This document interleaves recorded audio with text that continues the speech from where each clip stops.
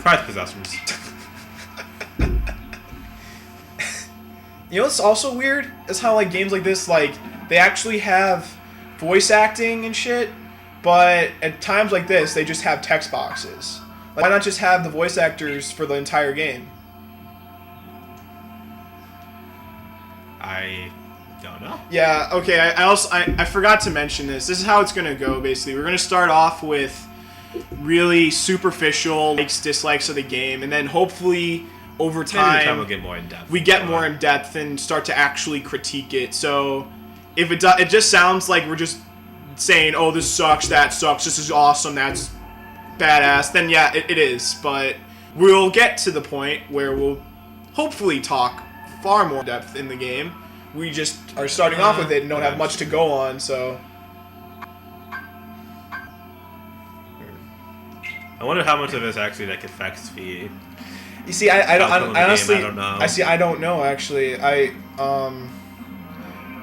only played like the one time back then. Yeah. I don't fully remember like everything of that, so I'm not quite sure how exactly it'll change. Mm-hmm. I think it's awesome because even if it's really smart because even if it does nothing, it gives you the sense that it does do something. Mm-hmm. So even if it's pointless, it's still pretty awesome. But you know what also sucks? You see these badass weapons you start off with? You get like that magic scepter, this awesome shield, that cool sword.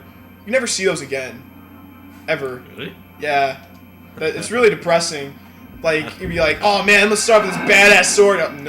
Bye-bye. Just gone. It's really sad. I really like that shield too. And you know what's also funny? When I first played Kingdom Hearts 2, this was back when I was a young lad. I played video games with my mom for the most part. Like, she introduced me to video games actually, surprisingly. Like, when I was a kid, and like 5, she gave me Ocarina of Time. That's how awesome my mother is. And we saw this and we saw how like Goofy and Donald Duck would be on your party and stuff. We thought that this would be a multiplayer game actually. And obviously it's not, but it's kind of interesting to think, what would a multiplayer RPG like actually be? You know, that'd be really interesting to actually see that kind of concept. Like, obviously it has to be formatted and designed so it wouldn't mess up the core concept of RPGs in general, especially JRPGs, which focus on narrative.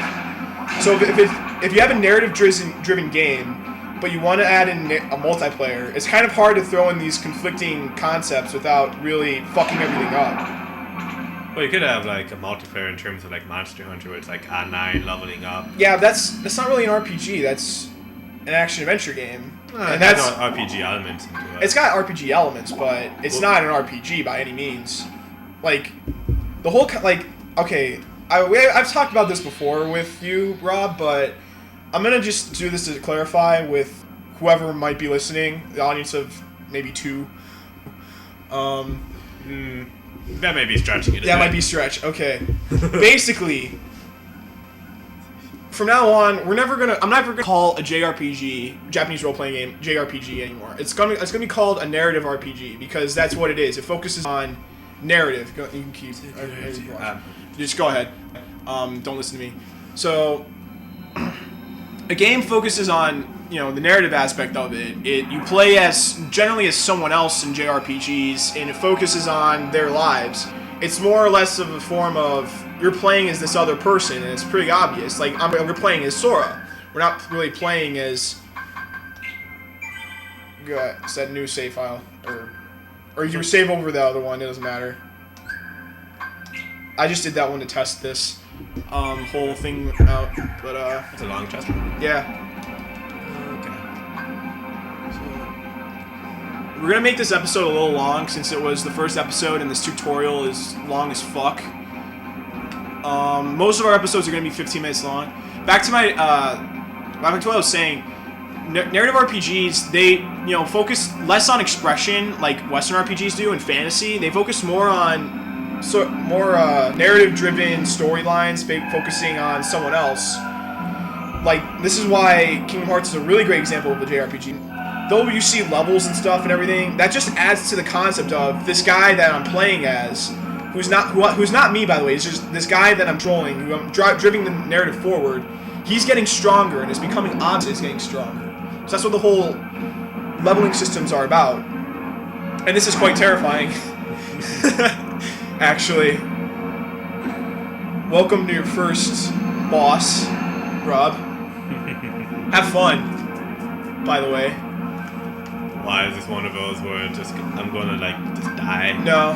Actually, can I even die? No, you don't die. You have to just attack. You attack his hands. Attack his hands. Oh, there you go.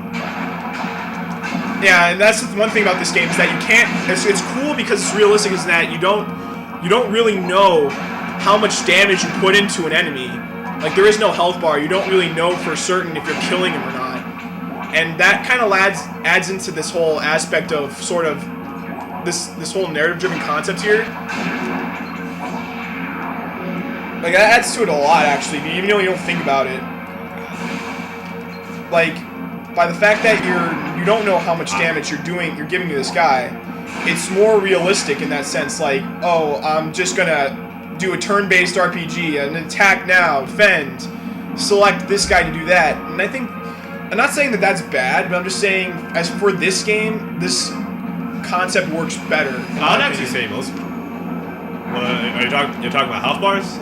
Well, not just health bars, but like the whole concept of sort of like reality and sort of blurring the line between, like, I don't know, reality and fiction in that sense. Like, if you have a health bar and you see how much damage you're doing, you know, like, how much health he has left. But if you don't have a health bar, it's more realistic in the sense that you don't know if you're actually killing this guy or not. And for this game, which is trying to obviously blur the lines of fantasy and reality in its like very nature from its narrative, I think that's a really good concept to have.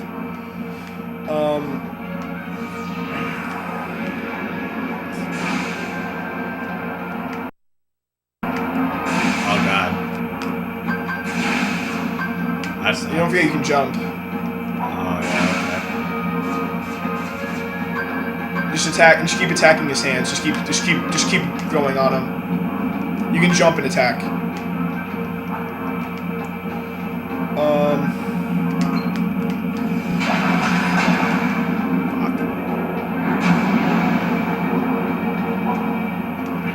But yeah, the whole concept of basically formatting your game to this core concept is what you have to do when you're designing a game.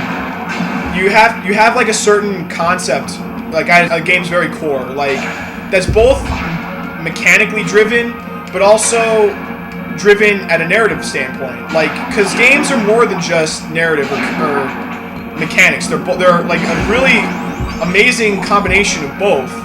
That's why I really love video games. Is defining as, you know, a new art medium. It's interactive and it combines narrative and interaction. And so this whole core gameplay concept I'm trying to bring in is that if this game is narrative driven and you wanted to have multiplayer, it's really hard to fit in this concept of, oh, I'm following this narrative and I will have friends interacting with me at the same time. Not that it's impossible, but at what point do you want to keep that concept to the point where it almost ruins the core concept that you wanted to initially have with your game? In fact, I don't know. I'm sure it's possible, and I'm sure there are games out there that are like that. But are they good or not? Well, that's a different story. There you go. Congratulations, Rob. You just beat your first boss. How do you feel? Hungry. Hungry? Alright. Actually, those mini bosses actually look like those people from not people, but what? The little grabbing from Epic Mickey. Oh yeah? Yeah, a little bit. Alright. Like ink monsters. You hold the mightiest weapon of all. What could that be? The power of love. It's actually a chainsaw. Oh wait, that concept was scrapped. Yeah, the original Kingdom Hearts was Sora was supposed to be wielding a chainsaw, which is pretty funny in my opinion. Gaming mysteries. Mysteries. Like, subscribe. Oh yeah, I also mentioned Game Grumps. Like, subscribe to them too. They're pretty awesome.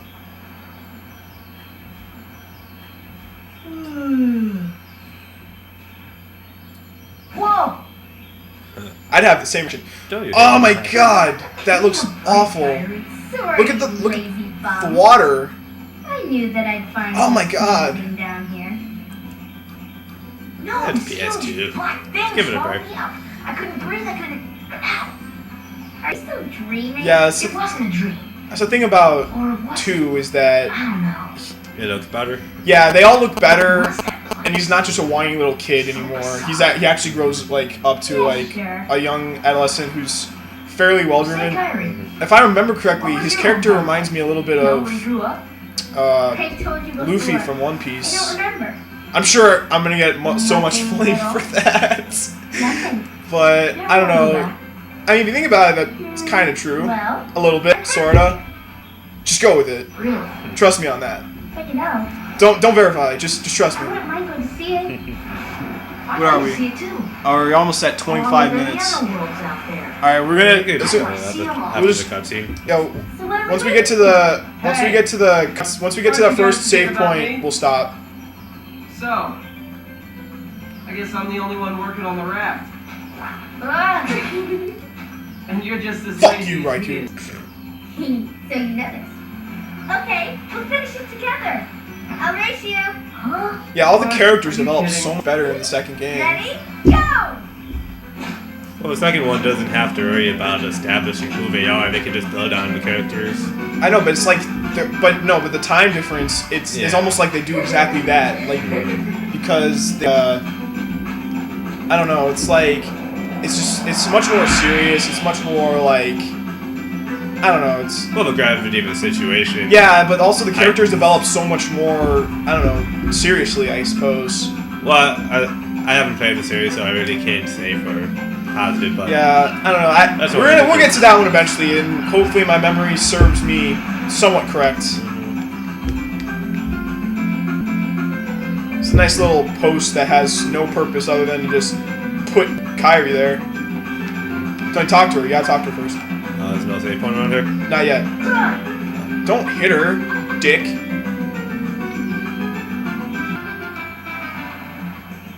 What was that? The bottom one. You need to know what they are. You.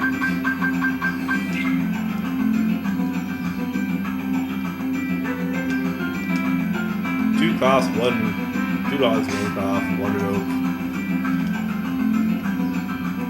And here we go on a nice little excursion to search around this world.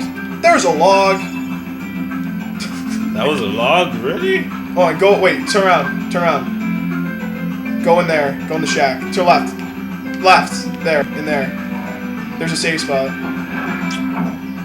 Alright, guys. This is the end of our first episode. Yay. It's finally over. From now on, we will try to keep a 15-minute timeline. Oh, we've been playing for 25 minutes. That's pretty long for first episode. Alright. Not terrible. Next time, we do stuff. Maybe. Okay, thanks, bye. See ya.